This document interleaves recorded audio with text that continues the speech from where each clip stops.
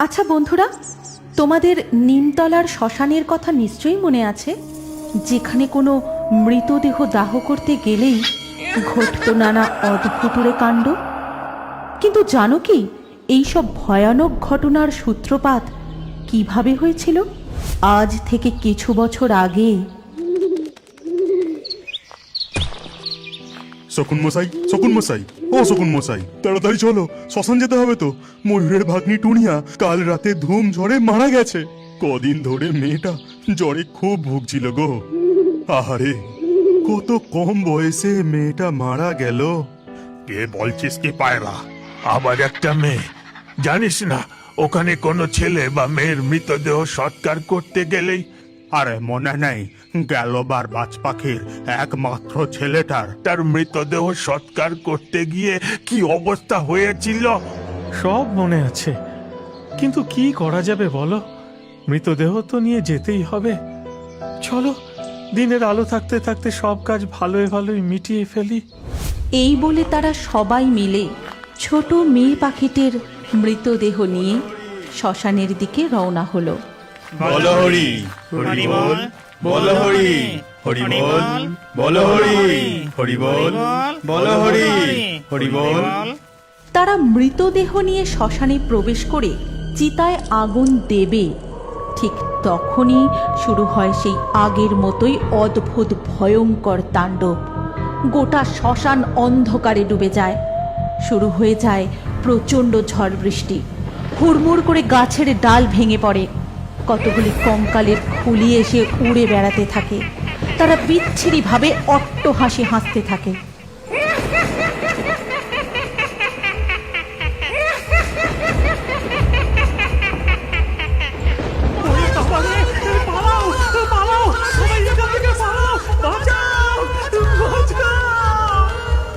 তারপর জঙ্গলের সব পাখি ভয় পেয়ে সেখান থেকে পালিয়ে যায়।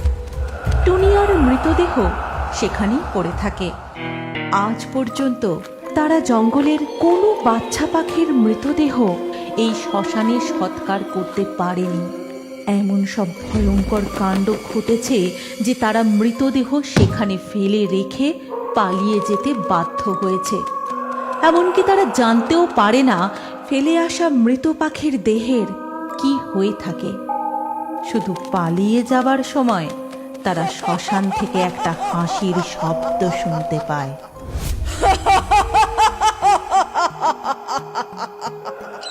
সব কটা মৃতদেহ ফেলে পালিয়েছে।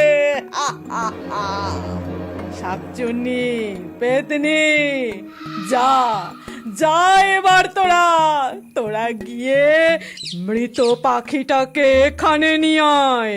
ওম হিম ক্রিম চামুণ্ডায় নমঃ, ওম হিম ক্রিম চামুণ্ডায় নমঃ। ব্যাস, আর মাত্র কয়েকটা দিনের অপেক্ষা। 100টা মৃত পাখির বাচ্চা নিয়ে সব সাধনা করতে পারলেই আমি হয়ে উঠব সব থেকে শক্তিশালী তন্ত্র সাধিকা। তারপর সেই তন্ত্র সাধিকার বশীভূত পেতনি আর শাকচুন্নি গিয়ে মৃতদেহটা তুলে নিয়ে আসে এবং সারা রাত যজ্ঞ করতে করতে ভোর হয়ে আসে।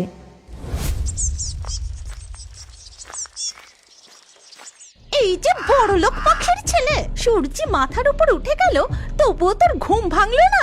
এই বলে বিনা কাক টুন্নার গায়ে এক ঘটি জল ঢেলে দেয়। ছোট্ট টুন্না হুড়মুড়িয়ে উঠে বসে। শিগগির ওঠ, ওঠ বলছি। উঠে সব কাজ তাড়াতাড়ি করে যা, তারপর বাবার দোকানে চলে যা। মানুষটা সেখানে খেটে খেটে মরবে আর উনি বাবু এখানে বিছানায় শুয়ে আরাম করবেন। মাটাকে তো খেয়েছিস, এবার কি বাপটাকেও খেতে চাস? যা যা শিগগির বলছি। প্রতিদিন ছোট্ট টুন্নার সকাল এইভাবেই শুরু হয়। সৎ মা মিনা কাক টুন্নার উপর এইভাবেই অত্যাচার করে থাকে। মা হারা ছোট্ট টুন্না সকালবেলা ঘুম থেকে ওঠার পর থেকে সারা দিন মুখ বুজে বাড়ির সব কাজ করে যায়। তারপর সে তার বাবার চায়ের দোকানে গিয়েও অনেক কাজ করে। কিন্তু তার বাবা এই সমস্ত কিছু দেখার পরেও মিনা কাকের বিরুদ্ধে কিছু বলে উঠতে পারেন না। টুন্না, কিছু খেয়ে এসেছিস বাবা? না বাবা, আমাকে কিচ্ছু খেতে দেয়নি। জানি তোর মা তোকে খুব কষ্ট দেয়, ঠিকঠাক করে খেতে দেয় না, তোর স্কুলে যাওয়াটাও বন্ধ করে দিল। এই রকমটা হবে আমি বুঝতে পারিনি রে বাবা। তুই দেখিস একদিন সব ঠিক হয়ে যাবে। তারপর বাপ ছেলে মিলে সারাদিন দোকানে কাজ করে রাতে বাড়ি ফিরে যায়। রাতে যখন নানা রকম খাবার সাজিয়ে খেতে বসে, মিনা কাক তখন নিজের ছেলে টুকাইকে 2 পিস মাছ দেয়, কিন্তু টুন্নার কপালে জোটে শুধু ভাত আর ডাল। বাবা কাকাতুয়া সব কিছু দেখেও চুপ করে মাথা নিচু করে থাকে। ও মা, মা আমাকে 1 পিস মাছ দেবে? আমি কতদিন মাছ খাইনি। যা দিয়েছি তা চুপচাপ খেয়ে নে, আর মাছ নেই। ভাইকে তো 2টো মাছ দিয়েছো, আমাকেও একটা দাও না মা। আবার আবার তুই আমার ছেলের খাবার দিকে নজর দিচ্ছিস? যা দিয়েছি চুপচাপ খেয়ে নে। আহা, তুমি একটা মাছ টুকাইয়ের থেকে ওকে দাও না, ছেলেটা তো 2টো মাছ খেতেও পারবে না। তুমি চুপ করো, দেখতে পাচ্ছ না ছেলেটা আমার কেমন দিন দিন শুকিয়ে যাচ্ছে? ওকে এখন ভালো মন্দ না খাওয়ালে চলে? তুমি চুপচাপ খেয়ে নাও তো। তারপর কাকাতুয়া তার নিজের ভাগের মাছটুকু টুন্নাকে দিতে গেলেও মিনা কাক দিতে দেয় না। প্রচণ্ড অশান্তি শুরু করে। কাকাতুয়া রাগে খাবার ছেড়ে সেখান থেকে উঠে যায়। দিলি তো বাবার খাওয়াটা ঘুচিয়ে। এবার শান্তি হয়েছে তোর? দেখ না, দেখ আমি তোর আজ কি করি। আজ তোরও খাওয়া বন্ধ। এই বলে মিনা কাক টুন্নার ভাতের থালাটা কেড়ে নেয় আর একটা বেতের কঞ্চি দিয়ে টুন্নাকে খুব মারতে থাকে। ছেড়ে দাও মা, মা ছেড়ে দাও, আর কখনো এরকম করবো না, কখনো করবো না, আমাকে ছেড়ে দাও মা। তারপর টুন্না কাঁদতে কাঁদতে বাড়ি থেকে দৌড়ে পালিয়ে যায় এবং সে অনেক দূর চলে যায়। রাতের অন্ধকারে সে বুঝতেই পারে না যে সে কখন শ্মশানের কাছে চলে এসেছে এবং সেখানে এসে একটা গাছের নিচে বসে সে ফুপিয়ে ফুপিয়ে কাঁদতে থাকে। আমি আর কখনো বাড়ি ফিরবো না। মা, তুমি আমাকে একা ফেলে রেখে কেন চলে গেলে মা? নতুন মা আমাকে খুব মারে, একটুও ভালোবাসে না। তুমি কেন চলে গেলে মা? কেন চলে গেলে? ওম হিম ক্রিম চামুণ্ডায় নমঃ। ওম হিম ক্রিম চামুণ্ডায় নমঃ। আর একটা, শুধু একটা বাচ্চা পাখির মৃতদেহ, কিন্তু বেশ কয়েকদিন হলো এই জঙ্গলে আর কোনো বাচ্চা পাখি মরছে না। না না না, আমি এভাবে হার মানতে পারি না। আমাকে কিছু একটা করতেই হবে, কিছু একটা করতেই হবে। ঠিক তখনই যোগিনী মায়ের কানে একটা বাচ্চা পাখির কান্না ভেসে আসে। এটা তো কোনো ছোট ছেলে পাখির কান্না মনে হচ্ছে। আশপাশ থেকেই কান্নার আওয়াজটা শোনা যাচ্ছে। পেয়েছি, এই তো পেয়েছি। মা চামুণ্ডা, তুমি আমার কথা শুনেছ। এখন এই শিশুকে মেরে আমি আমার লক্ষ্যে পৌঁছাবো। শাকচুন্নি, পেতনি, যা তোরা গিয়ে ওই শিশুকে খুঁজে নিয়ে আয়। তারপর তার ঘাড় মোটকে তাকে মেরে আমি আমার লক্ষ্যে পৌঁছাবো। যোগিনী মায়ের আদেশ মতো শাকচুন্নি আর পেতনি সেই ছোট ছেলে পাখিটার সামনে দাঁড়ায়, কিন্তু সেই ছেলেটির মুখটা দেখা মাত্রই শাকচুন্নির চোখে জল এসে যায়। এটা তো আমার পাখি, কিন্তু ও এখানে বসে কাঁদছে কেন? ও এত রাতে বাড়ি ছেড়ে এখানে কি করছে? ঠিক তখনই পেতনি তার লম্বা হাত বাড়িয়ে ছোট ছেলে পাখিটার গলা টিপতে যায়।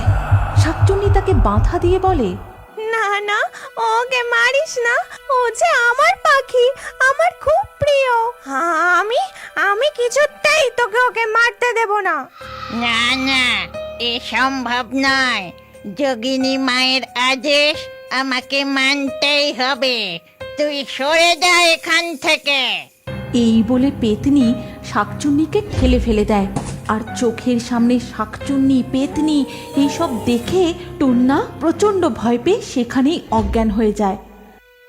শাকচুন্নি ছুটে গিয়ে তাকে কোলে নেয় আর তাকে কোলে তুলে নিয়ে খুব আদর করে। এই ঘটনা দেখে পেতনিও সেখানেই থেমে যায়। কিন্তু ঠিক তখনই সেখানে যোগিনী মা চলে আসে। তোরা আমার সাথে বেইমানি করবি? আজ তোদের দুটোকেই আমি এই মন্ত্রপুত কমণ্ডলীর মধ্যে বন্দি করব। ভালো চাস তো এক্ষুনি আমার বশ্যতা স্বীকার কর, ওই ছেলে পাখিটাকে আমার হাতে তুলে দে, না হলে। এই বলে যোগিনী মা তাদের দিকে মন্ত্রপুত জল ছুড়তে যায়। কিন্তু ঠিক সেই সময় পেতনি তার লম্বা হাত বাড়িয়ে যোগিনী মায়ের গলা টিপে ধরে। খণ্ড যোগিনী, তোর কথা শুনে আমরা ছোট্ট ছোট্ট শিশুদের মৃতদেহের সৎকার পর্যন্ত করতে দিইনি। তাদের আত্মার শান্তি হয়নি। আজকের পর থেকে এই শ্মশানে আর কোন শিশুর মৃতদেহ নিয়ে কোন তন্ত্র সাধনা করতে আমরা তোকে দেব না। ভালো চাস তো এখনই এই শ্মশান থেকে চলে যা, না হলে তোর ঘর মুচকে রাখতে শেখাবা। ঠিক আছে, ঠিক আছে, দেখে নেব তোদের দুটোকে, এর বদলা আমি নেব। এই বলে যোগিনী মা সেখান থেকে দৌড়ে পালিয়ে যায়। কিন্তু আজও সেই শ্মশানের মধ্যে গেলে গা ছমছম করে। সন্ধ্যার পর সেখানে কেউ একা গেলে সে আর বেঁচে ফিরে আসতে পারে না।